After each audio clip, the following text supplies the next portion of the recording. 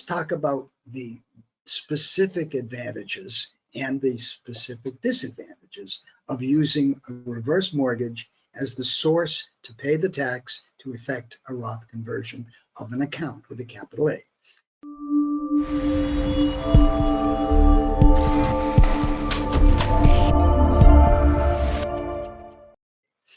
Okay, so the advantages. The account itself is not reduced, as I mentioned before, as it would be if the money were to pay the tax were taken from the account. Second, there's no current economic benefit that's lost, as it would be if securities or other assets were sold to obtain the money to pay the tax.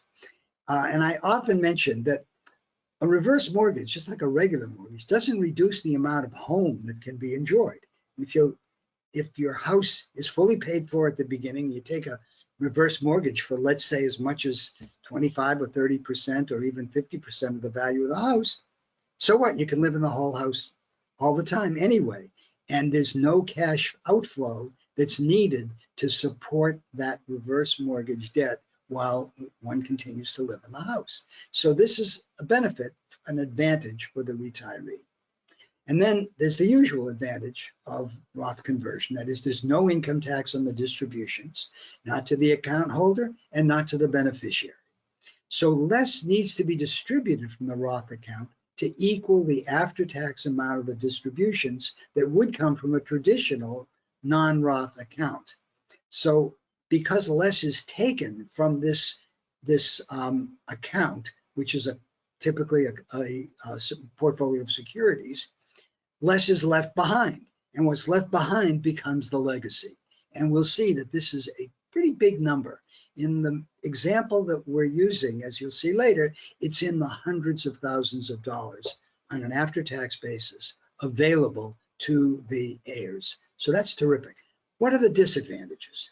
Well, the major one, of course, is that this is taken, in our example at least, early in retirement, maybe at the outset of retirement. And this reverse mortgage taken early and in a large amount accrues interest right away. And the draw on the credit line then, because it's likely to occur early in retirement and is substantial, will have a great big accrued interest when the loan is ultimately paid off.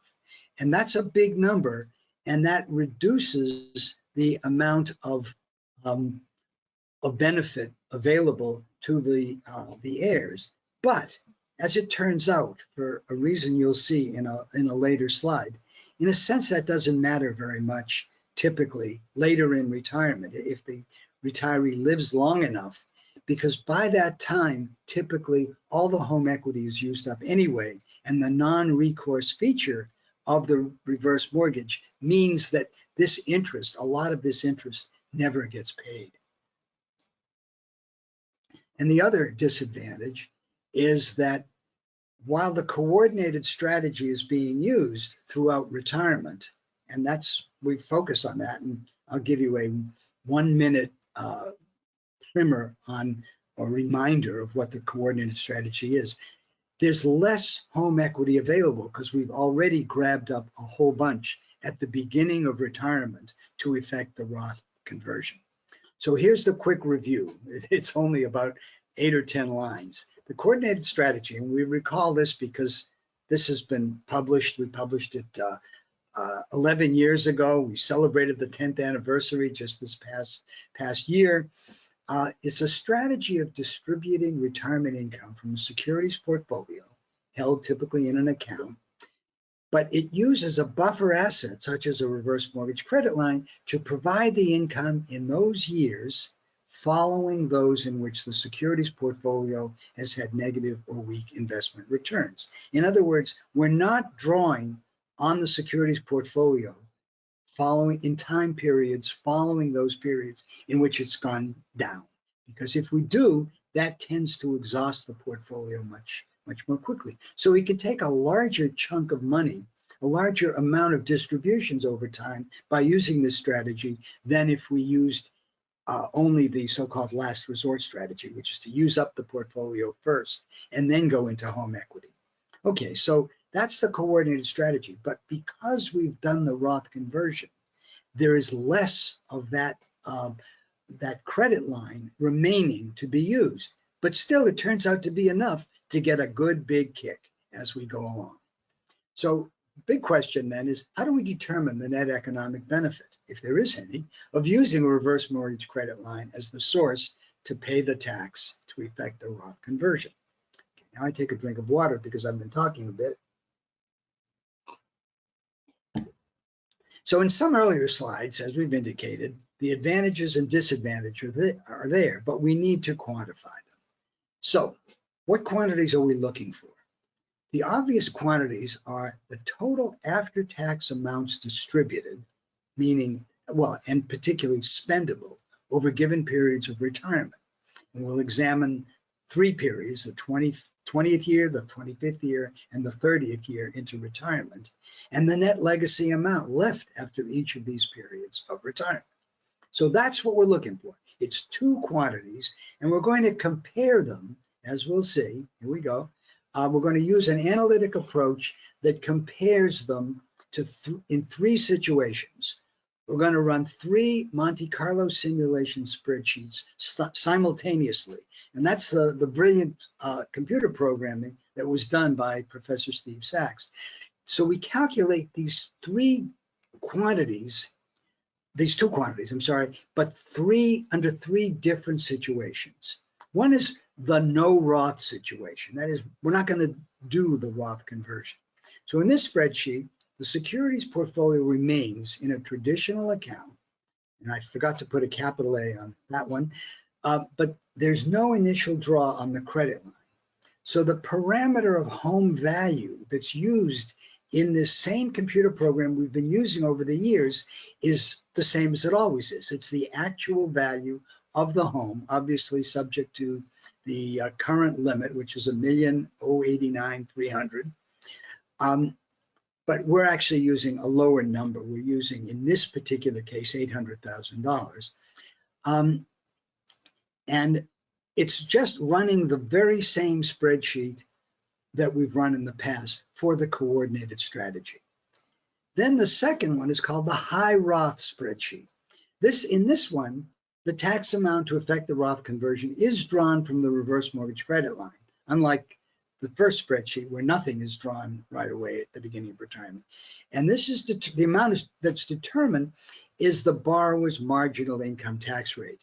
And if this happens to jump up what would be the marginal tax rate, we can spread it out over a few years. But the point is, it's just an example, and it's just arithmetic.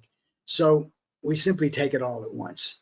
So the parameter for home value in the spreadsheet is reduced by the amount that was consumed for that initial draw to effect the Roth conversion.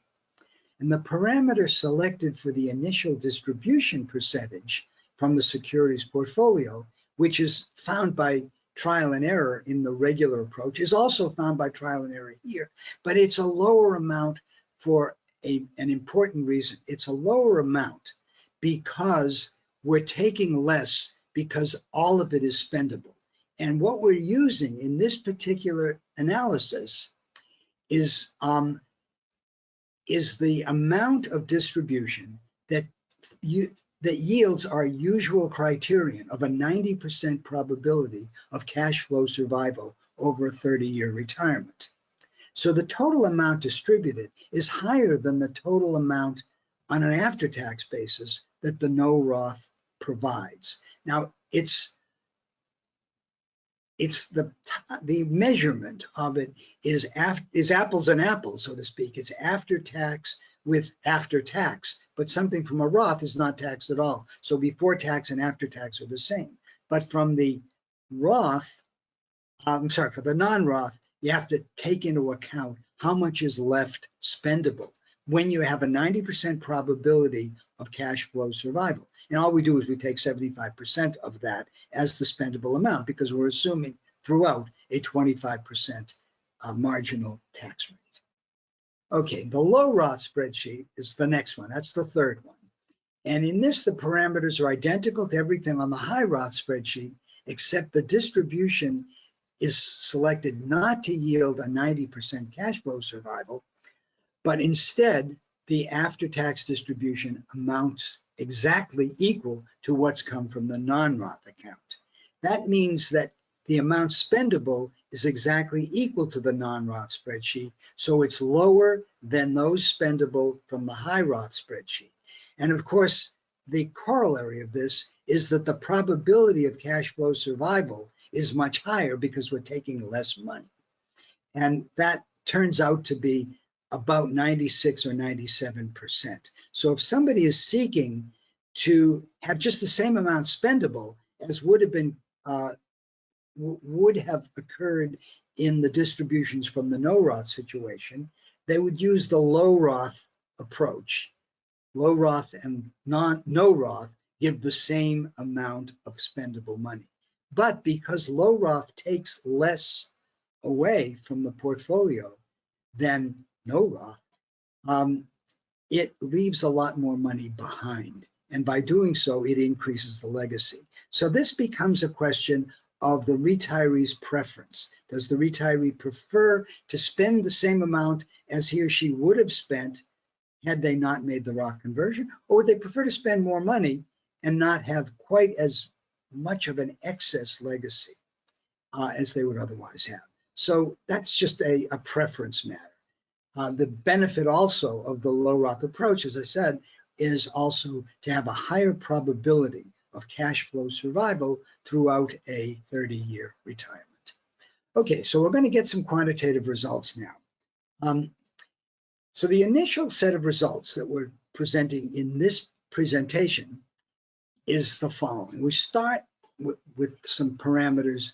We start with a portfolio, an account equal to $400,000.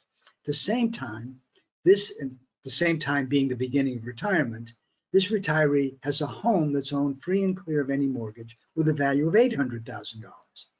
And there's an article that Steve and Pete Neuwirth and I wrote that appeared in the Journal of Financial Planning in October of 2017, and another article that Steve and I and a gentleman named Phil Walker put into the December 2021 Journal of Financial Planning. We've called this retiree number one because we've got three different retirees. In this presentation, we'll only look at retiree number one and a very quick peek at retiree number three, who's at the other end of the spectrum. And we're assuming that this retiree's marginal income tax bracket is 25% at the outset of retirement, and it remains at 25% throughout retirement.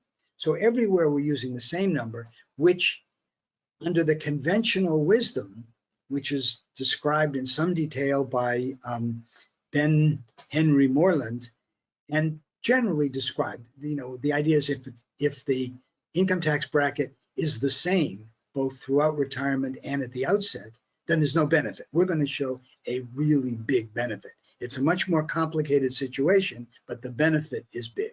Okay, so here we go. Here are the results. Now remember that the kind of Monte Carlo simulation that we're doing produces at the end of any lengthy time period, like 20 years, 25 years, 30 years, a great spread of results, a vast array, because all kinds of things can happen. And we're simulating the future. And you know what Yogi Berra said, when you're dealing with predictions, you got to be very careful, especially with ones about the future. So here we're looking into the future. We're using the same projections of possible performance of the different assets, the different securities held in these account portfolios. But all kinds of things can happen in the future. And what we're looking at now is the median number on the histogram, the output of these vast arrays of different possibilities. So every one of these numbers is a median. And the median means that about half the time it'll do better and half the time it'll do worse. So this is the middle. So notice I talked about no Roth, high Roth, and low Roth, but I've only got two lines. Why is that? Well, the answer is easy, because remember that low Roth is meant to mimic no Roth. So the blue line and the gray line overlap. And there they are. This is the total distribution that a retiree would have gotten from the exact situation set out at the beginning. That is a portfolio worth $400,000 of securities and a home worth $800,000. And watch over time how even at the beginning of the 20-year period, the beginning of the 10-year, the decade over which this spreads, that there's a difference of pretty close to $100,000 between the total that will have been received over the 20 years of distributions. And at 25 years, the difference is a little bit bigger. It's maybe $150,000, so a little over 800 and a little, well, it's right around 9 and change. And then out here at the end of 30 years, the total that will have been received in either of these two approaches, that is the high Roth, the low Roth, or the no Roth, it's over $1 million in both cases, but it's closer to $1.2 million in the case of the high Roth. That's the one that distributes more, but it has the same probability of cash flow survival as the no Roth situation. So what we're seeing is that using a reverse mortgage credit line gives more money distributed over the retiree's period of retirement than does not making that conversion, or at least it does as much if you choose to leave more money in for the inheritance. Okay, now let's look at the median of non-taxable, if it's Roth or after-tax, legacy amounts at these specified time points. So these again are the results of running these spreadsheets. And incidentally, for what it's worth, very, very good programming has resulted in being able to produce these graphs with 1,000 Monte Carlo trials in 25 seconds. So it took weeks of programming, but it takes 25 seconds to produce the result. And therefore, over the next few weeks, we'll be changing parameters all over the place: home value, distribution rate, portfolio size, and be running these things 25 seconds a pop and putting them together into a whole range of different possible futures that we can show, and we'll write up an article. But notice that the highest legacy is the low Roth.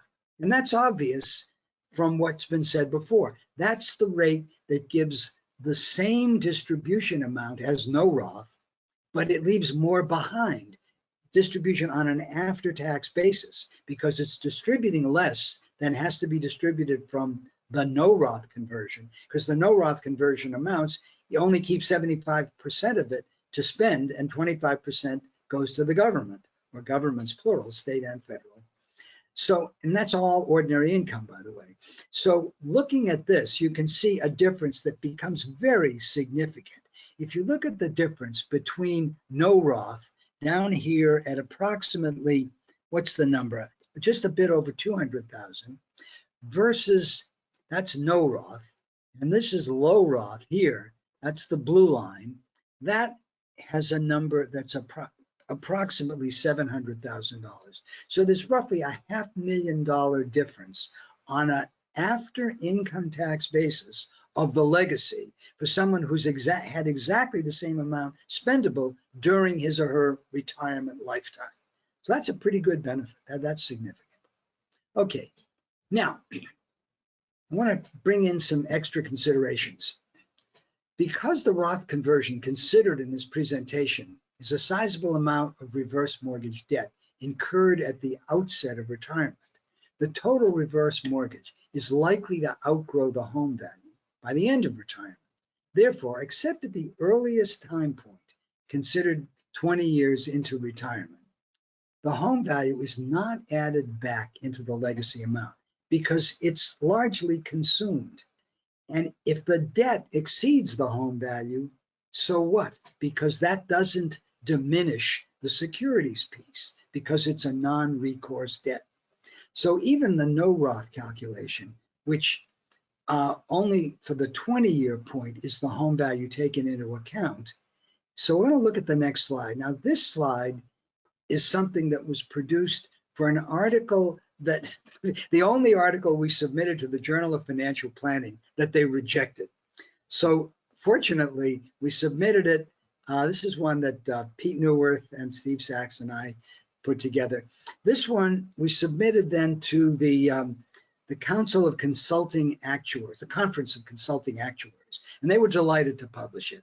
So they did publish it. And I want to point out, we're talking about medians, not 10th percentiles. In that article, we did both. But in this presentation, I'm talking about medians here. So if you look at 20 years, and we're looking only at the coordinated strategy, which is the left-hand member of the pairs of bars. Yes, at 20 years, the total wealth, the net worth of legacy, is about half portfolio. That's the dark gray or blue color. And the other half is home equity. Once you get out to 25 years or 30 years, the net worth or wealth or legacy of the retiree is almost all or all in the portfolio. So what that means is the home equity has been used up, and any further debt that's incurred in the course of the reverse mortgage, any further debt that accrues over the course of it, is irrelevant because it's non-recourse. So all that counts is the portfolio value, and that is what we show in the legacy amounts. So this sort of validates the notion that we don't have to worry about that here. Now, let's take a quick look at another retiree. This is a different retiree who's at the other end of the initial home value to initial portfolio value spectrum. That is, before we looked at somebody who had a home value of 800,000 and a portfolio of 400,000. Now we've got somebody with a home value of 400,000 and account value of 800,000. So this retiree has been referred to in previous work as retiree number 3. And the middle one, retiree number 2, is 600 and 600. So they're all people with the same identical total net worth of at least major assets. Now, as retiree number 1, this retiree is also assumed to have a 25% marginal income tax bracket at the time of Roth conversion and at all times thereafter. So let's look at some results. Now, in this case, what we're seeing is, again, we're looking at the median amount of total non-taxable and after-tax distributions over the specified time periods. And early on, again, throughout, by definition, the low Roth and the no Roth are identical. The two lines are superimposed on each other. But it just happens that the low Roth person is not doing so well. I'm sorry, yeah, the no Roth person, I take it back. The no Roth person is, I got this right. We've got blue and we've got, okay, high Roth and low Roth are identical. And then they all become identical at 25 years. And the reason that no Roth isn't doing so well early on is that we've already consumed all of the home equity at the outset of retirement in this case, because remember that there is a $400,000 home value with the PLF, the principal limit factor, being about 50%. You have to take about 50% of the home value as the tax amount. So in other words, we're taking $200,000, which takes about $400,000 of home value, which is all of it, to pay the tax. So we're doing nothing but a pure situation of securities portfolio only. And that's, in this case, then the no Roth is really taxed away, and the Roth ones are basically treated as though there were just pure portfolio, but less than the amount you have to take from the no Roth situation, because there's a tax here, but there's no tax here. So these are after-tax median amounts of total distribution. So again, even with this particular retiree, the orange and the blue are really giving a benefit, at least for the first 5 years, beginning late into retirement. And the rest are the same throughout.